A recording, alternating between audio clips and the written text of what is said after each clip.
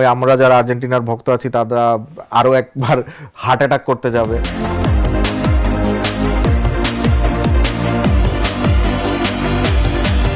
Argentina Switzerland, এটা আমি predict করতে চাই না, কারণ এখানে আমার ব্রেন কাজ করে না। ওকে, হ্যাঁ, এখানে আমার হার্ট কাজ করে, এখানে আবেগ কাজ করে, আবেগ কাজ করে, এখানে আমার ব্রেন কাজ করে না।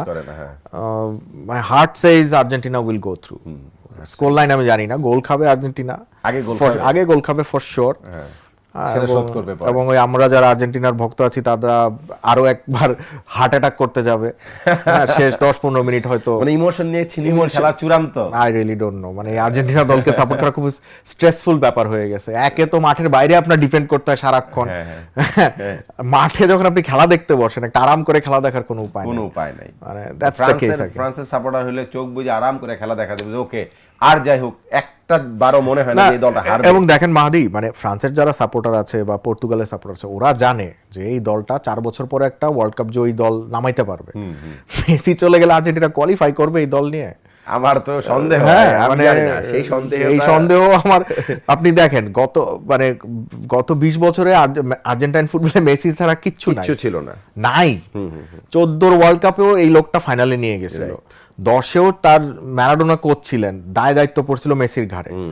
6-এ বাদ পড়ছিল, কোশ্চেন উঠছিল পেকার ম্যানকিনের যে মেসিকে কেন জার্মানি ম্যাচে খেলায় নাই। 18-তে গালি খেয়েছে মেসি, 22-এ জিতলো, এবারও টানছে দলটাকে। পরের ওয়ার্ল্ড কাপে কি হবে সেটা আমিও এই দলে কিছু খুঁজে পাই না, আসলে এখনো পর্যন্ত কিছু দেখি না।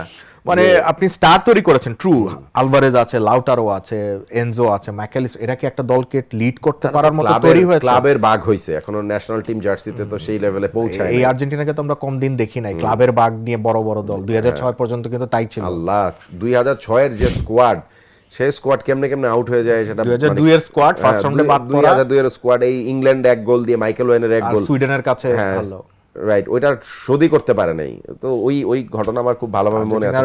ওই ফেজ তো আমরা 36 বছরের অপেক্ষা তো আমরা দেখেছি চোখের সামনে। আমি তো ওই সময় সকালবেলা খেলা হতো 2002 সালে, 10টা 10:30টার দিকে খেলা শুরু হতো, মানে ওটা একটা অন্যরকম এক্সপেরিয়েন্স।